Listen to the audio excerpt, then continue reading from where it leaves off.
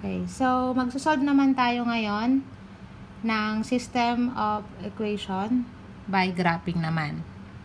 So, paano ba yung graphing? So, same lang dun sa mga normal equations natin. Pero dito kasi, dalawang line graph yung sa iisang Cartesian para ma-solve natin yung solution. So, dito, titignan natin, ang method na gagawin natin ay slope intercept form.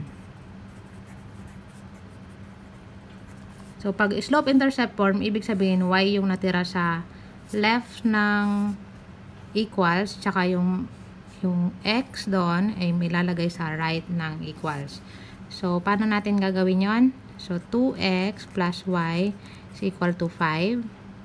Then, ilipat natin yung 2x sa kabila. Magiging negative 2x. So, y is equal to negative 2x kasi nilipat natin. Then, plus 5. So, ibig sabihin, alam na natin dito yung y-intercept natin, which is 5. So, meron na tayong isang point. Ang point natin ay 0, 5, automatic. Kasi, meron na tayong y-intercept. 0 ang x, 5 ang y. Then, gagawin natin tong slope. Ano ba yung slope nito? So, negative 2. Pag negative 2, gagamitin natin yung rise over run. Gagawin natin siyang fraction. So, rise over run. So, may tanong yung ating isang kawanderham kung pwede ba daw ang run ay negative. So, pwede. So, gagawin natin din dito. So, positive 2, negative 1. Diba? Same lang yan sa negative 2. So, ang rise mo, positive. Ang run mo ay negative. So, prove natin dito etong method na to na tama. It's either dito or ito. Okay. So, first point is 0, 5. So, 0, yung x, tapat ng 0. And then, y ay katapat ng 5. Then, rise over run. So, if gagamitin natin negative 2 over 1, so, ibig sabihin, negative 2, pababa. So, rise. So, magda-down tayo pag negative. 1, 2, and then run natin ay positive 1.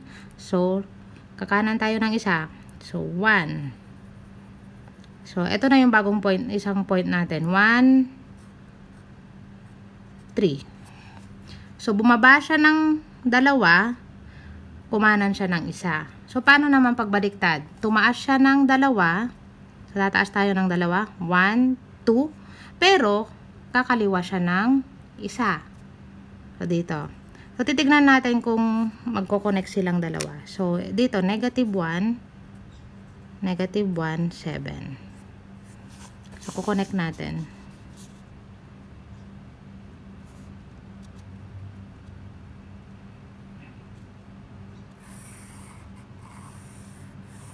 So, yan. Yan yung kanyang graph. So, ibig sabihin, from here, from one point to another, ganun yung kanyang, ganun siya mag-move. So, ganun din dito. Halimbawa, dito sa 1, 3 ka na. So, bababa ka ng 2, 1, 2, pero kakanan ka ng isa. So, dito. So, di ba? So, ang dami nyo ng point. So, pwede kang 2, 1. So, ganon yung story ng slope. Okay? So, from one point to another yon. So, yun yung distance niya. So, either dito, sa mga point na to, pwede mo siyang gamitin.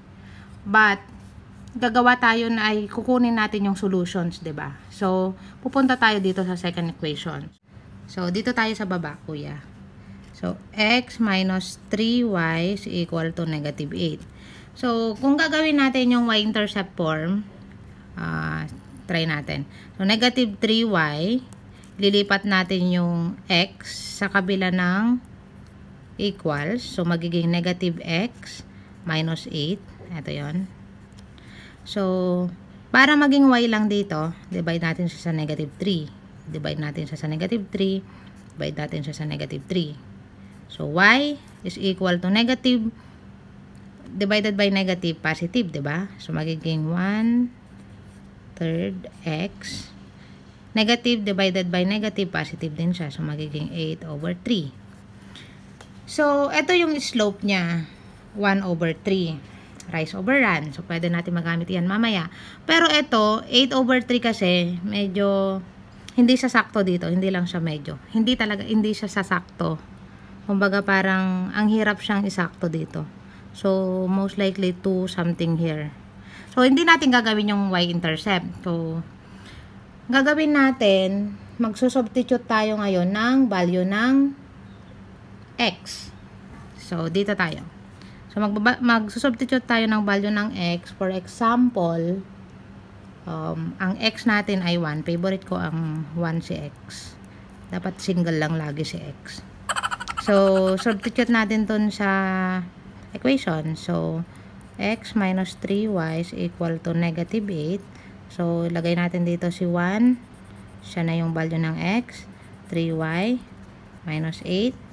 So, dito, ililipat natin si 1. So, negative 3y minus 1 minus 8. So, okay. So, dito, negative 1 minus 8, negative 9, diba? So, over 3. Ano ba yung pinagsasabi ko? Sorry. Simplify ko. Masyado ako mabilis. So, ayan. Negative 1 minus 8 is negative 9.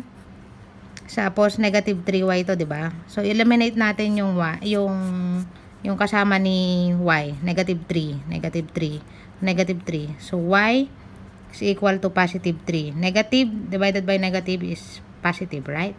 So, if yung x mo ay 1, si y mo ay 3. Ibig sabihin, 1, 3.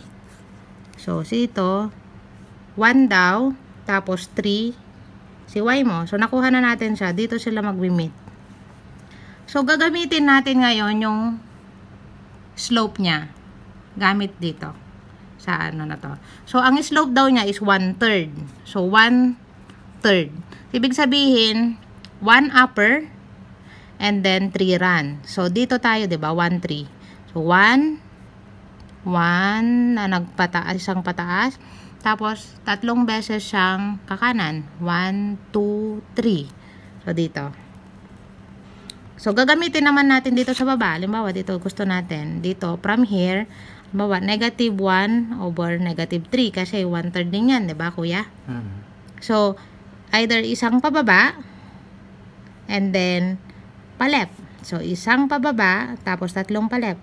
1, 1, 2, 3. So, may another point ka ulit dito. Negative 2, 2, tsaka dito ay 4, 4. So, itetest natin siya. So, yan. Magka-connect sila, oh.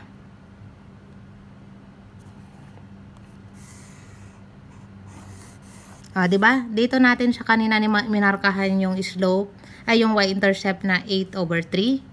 So, tatama din siya. Pwede ka din dito. Kaso nga lang, hindi siya whole number, kaya medyo mahirap magtansya. So, gumagamit tayo ng ibang value ng x para makuha yung whole number. So, ito yung solution natin, 1, 3. Kasi dito sila nag-meet. Okay? So, ang sagot dito, 1, 3. So, si x, ito si y. Okay? So, dito siya na nag-meet. Dito sila magkikita. Pero, pag nagkita sila dito, maghihiwalay din. So, imamaster natin yung slope-intercept form. So, dito, sa pag-graph, mas madali kasi yon pag nag-graph tayo. So, ang second problem natin is 6x minus 3y is equal to negative 9, tsaka 2x plus 2y is equal to negative 6. So, etong form na to, y is equal to mx plus b, diba? So, gagawin na natin ngayon dito. 6x minus 3y is equal to negative 9. Sorry, negative 9. Bakit iba yung sinusulat ko? So, ilipat natin yung x dyan. Hindi siya belong dyan. 3y is equal to, pag nilipat natin, magiging iba yung sign. So, 6x minus 9. So, eliminate natin yung negative 3 na kasama ng y. So, divide natin siya sa lahat ng terms. So, y is equal to negative 6 divided by negative 3, positive 2. Kopyahin natin yung x. Negative 9 divided by negative 3, positive 3. So, alam na natin ngayon. So, ang isang point natin, first point natin is 0x, 0,3. Kasi ito yung y-intercept natin. So, meron na tayong 3 points. 3 points. So, 0 here. Papunta dito. Ito yung y. So, andito na tayo sa 0, 3. So, from there, aakyat tayo ng, so, ano ba ang fraction ng 2? Diba? 2, 1, or negative 2, negative 1. So, aakyat muna tayo. So, 2, 1. Aakyat daw tayo ng 2, and then kakanan tayo ng 1. So, ayan na yung isang point natin. 1, 5. So, kung gusto mo pa ng another point, from there, aakyat ka ng 2, 1, 2, then kakanan ka ng 1. So, meron ulit tayong points. 2, 7. So, ang dami mo nang gustong, kahit anong dito yung pagdugtudugtungin mo, same lang yung direction nila. So, pababa naman tayo. So, baba tayo ng 2, 1, 2, left tayo ng 1. So, ganun lang pag-master ng pag-graph. Baba tayo ng 2, left tayo ng 1. O, kung gusto nyo infinite. Baba tayo ng 2, left tayo ng 1. So, ganun lang yon. So, yan. Bigyan mo si teacher ng, madaming points para bigyan ka din ng madaming points. Yan. So, bahala na kayo kung anong gusto nyong coordinates dito. Same lang kayo ng pupuntahan. So, negative 2, negative 1, negative 3, negative 3. So, ganyan. So, next naman, eto naman. So, titignan natin kung saan sila, kung ano yung y-intercept nito. So, slope-intercept natin, 2y. Ilipat natin. So, negative 2x. Dapat ma-master nyo na yung paglipat-lipat, ha? So, eto, eliminate natin yung 2. Divide natin sa 2. Divide natin sa 2. So, y is equal to 1x, negative 1x, minus 3. Diba? So, ipapraction natin to, negative 1, 1, or 1, negative 1. Same lang yan. So, meron na tayong y-intercept. So, 0, negative 3. Now, meron na tayong 1 point. So, 0, negative 3. Dito. So, ang sabi niya, ang slope daw is negative 1. So, pwedeng ganyan, pwedeng ganyan. So, akyat tayo ng 1, pero left tayo ng 1. So, akyat, then left. So, dahil alam na natin papatutong yung direction, so, akyat, then left. O, dito na tayo. Nakita na natin sila kung saan sila magtatagpo. So, akyat, then left. So, meron ulit tayong another point dito. Isang akyat, isang left. So, meron ulit tayong points dito. Hanggang ganon lang yon. Ganon lang yung so, negative 3. Ay, sorry kuya. So, x pala. Negative 3, 0. Then, negative 4, 1. So, ang dami nyo ng points, oh. So, akyat, left, akyat, left. So, yan yung kanyang, So, dito sila nagtagpo. So, baba. Pagbaba naman, from here, baba ka, pero mag-right ka. O, meron ka ulit point dito. 1, negative 4. So, sabi, from that point, baba ka, pero right ka. So, unlimited tayo ngayon. So, pili na lang kayo dyan. Pili-pili lang. Ayan. Pero dito sila magtatagpo. Dito sila itinadhana. Ay, hindi pala sila tinadhana. Negative 2, negative 1 yung sagot. Okay? So, hopefully may natutunan kayo.